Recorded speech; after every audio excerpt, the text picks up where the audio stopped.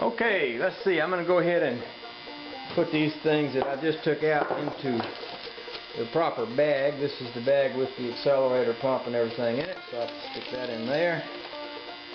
So that's the rest of the stuff that came out of that center part, along with all these venturi and all that stuff. So this one's ready to clean.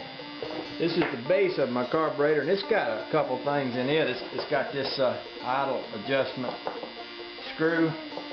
Before I take these out, I always run them all the way in and count the turns. So that's what I'm going to do now. That's a half a turn. So this was out a half a turn.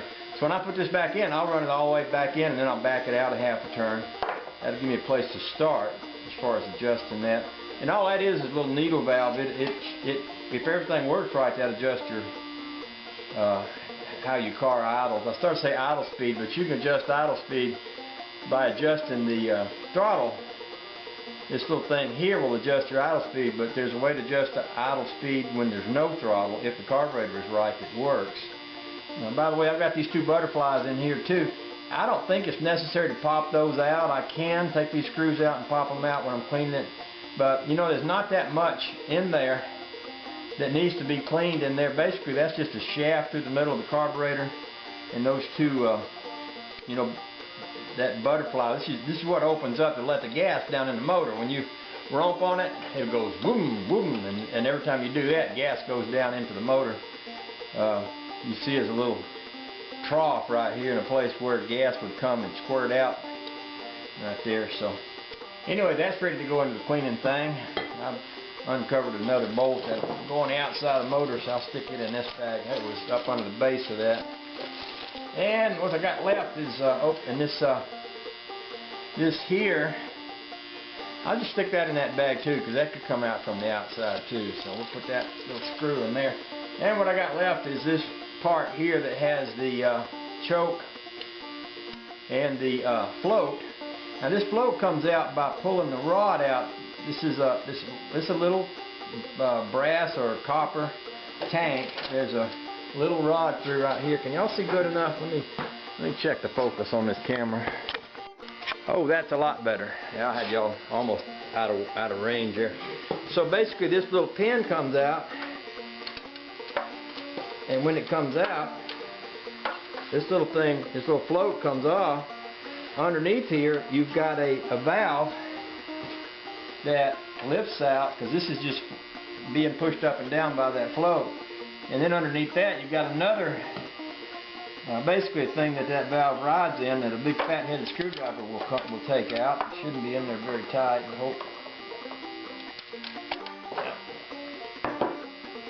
And probably my carburetor kit will have a lot of this stuff, it'll have new pieces and parts to replace it, but I always throw it in the wash bin anyway, just in case I need it.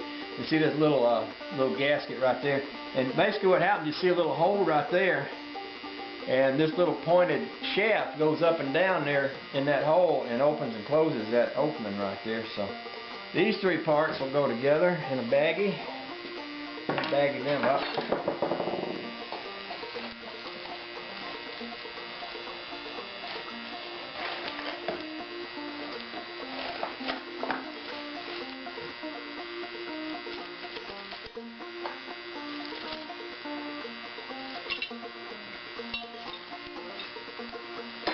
Alright, what else I got on this thing? Well, not much. I've got this, this is the choke here. This butterfly looking thing is just a choke.